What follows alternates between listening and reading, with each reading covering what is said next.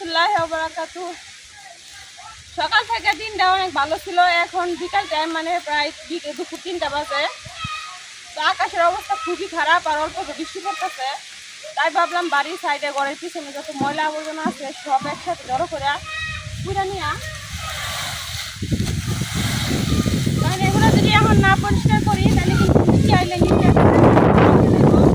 গাছ হতো না, খাইতে পারতো না। আগুন ধরা একদম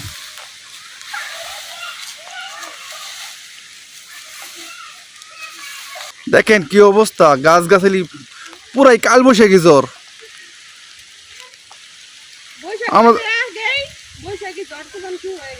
আমাদের এখানে পুরা কাল বৈশাখী জ্বর শুরু হয়ে গেছে আজকে। দেখেন সবাই সবাই দেখেন।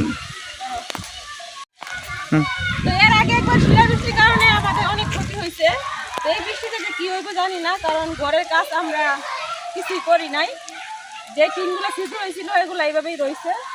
এখন যদি বৃষ্টি আয়ে ঘরের ভিতরে পানি পড়বো তো কি আর করার, এভাবে কষ্ট করে থাকতে হইব, কারণ বর্তমানে হাতে টাকা পয়সা কিছু নাই। এভাবে কষ্ট করে থাকি। নাও আগুন ধরা দাও।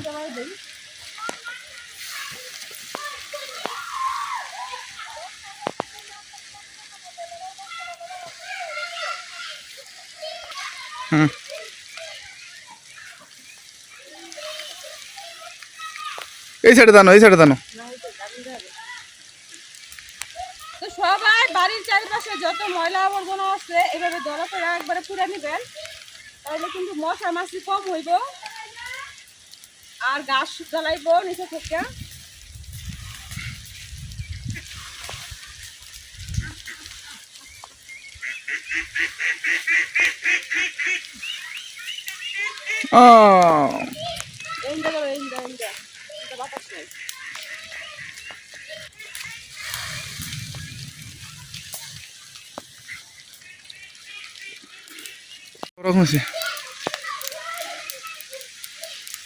আমরা কিছুদিন পরে পরেই বাড়ি করে পরিষ্কার করি, পরিষ্কার করে আগুন জ্বালাই দেই।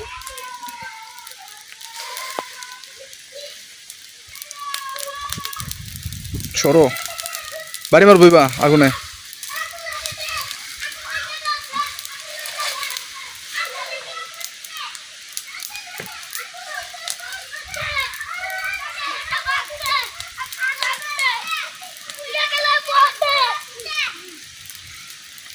সমস্ত পোলাবানের দিকে এসে পড়ছে আগুন দিকে। দেখেন তোমরা সবাই দূরে থাকো, দূরে দূরে, অনেক দূরে থাকো আগুন থেকে।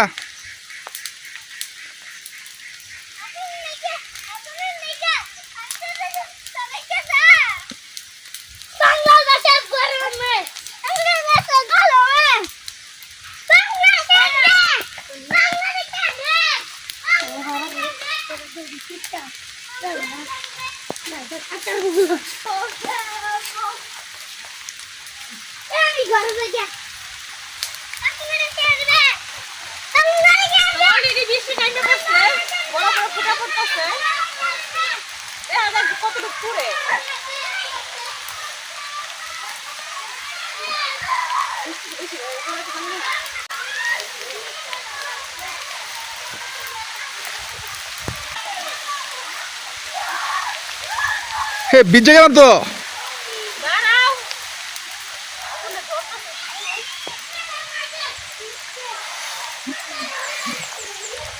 অনেক বৃষ্টি, বাইরে গরু আছে, গরু গোয়াল করে নিতে হইব। আপনাদের বাবির কাম দেখেন, বৃষ্টির মধ্যে দিছে আগুন ধরে, এখান থেকে বৃষ্টি পড়তেছে আর হ্যাঁ এখান থেকে আগুন লাগাই দিছে। জারুটা দেখো কই।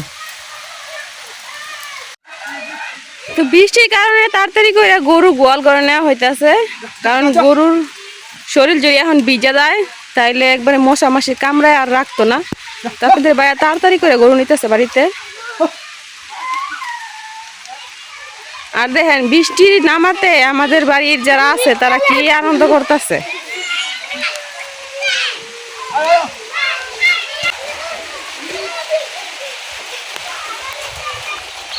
তো এটাই হইতেছে আমাদের গোয়ালঘর। এখন এই জায়গায় গরুগুলো রেখে দেবো। এটাই হইতেছে আমাদের গোয়ালঘর, ছোট্ট একটা গোয়ালঘর, কারণ দুইটা গরু আমাদের এই গোয়ালঘরেই থাকতে পারে। বড় গোয়াল ঘর রাখে না, কারণ বড় গোয়াল ঘর তো আমি রান্না করে নিছি।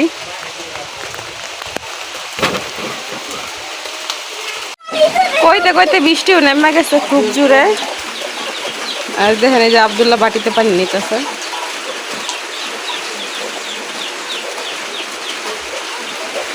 তো এই বৃষ্টিটা কিন্তু খুব ভালো, এই বৃষ্টি হইলে। আর বাড়ির পিছনে আগুন দেওয়ার কারণে সারা বাড়ি একেবারে ধুমা হয়ে গেছে।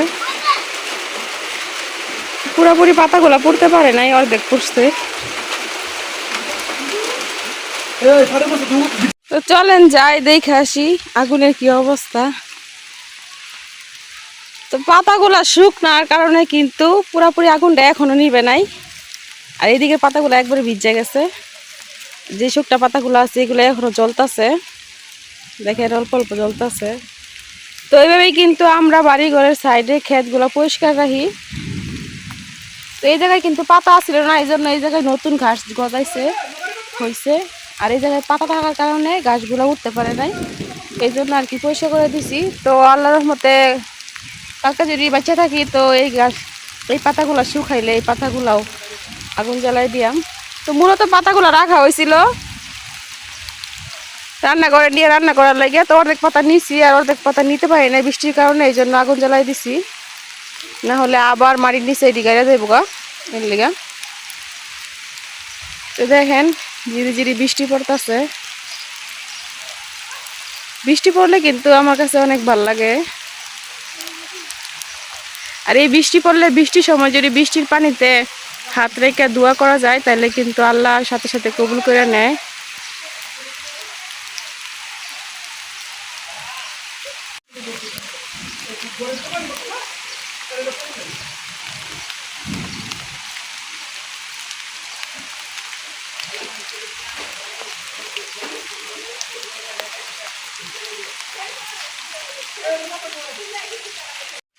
তো বৃষ্টি আসলে আমার কাছে অনেক ভালো লাগে। আর দেখেন আমাদের গ্রামটা কিন্তু অনেক সুন্দর, আমার কাছে অনেক ভালো লাগে। কার কাছে কেমন লাগে জানি না।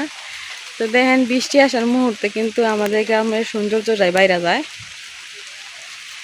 যেদিকে তাকাই এদিকে শুধু সবুজ আর সবুজ আর সবুজ, দেখতে অনেকটা ভালো লাগে।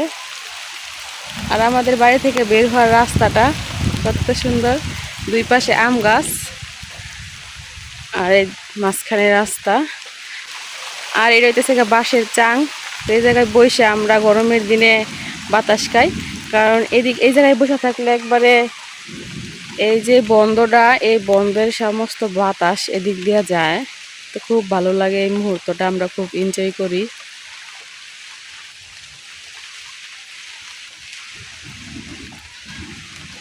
আর দেখেন আমাদের শিমুল গাছের অবস্থা, ছোট ছোট পাতা মাত্র বের হইতেছে, সব পাতা ঝরে যাওয়ার পরে।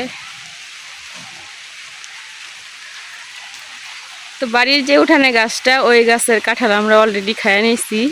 আর ঘরের পিছনে গাছের কাঁঠাল।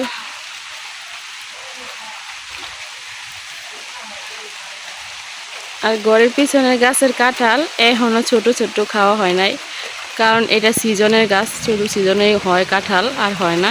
আর বাড়ির উঠানের গাছটাতে 12 মাস কাঁঠাল হয়। আমরা আল্লাহর রহমতে 12 মাসই খাইতে পারি। গাছে নতুন পাতা হইলে কিন্তু দেখতে অনেক ভালো লাগে। দেখেন আমাদের জলপাই গাছের অবস্থা কত সুন্দর, দেখলেই মনটা ভরে যায়।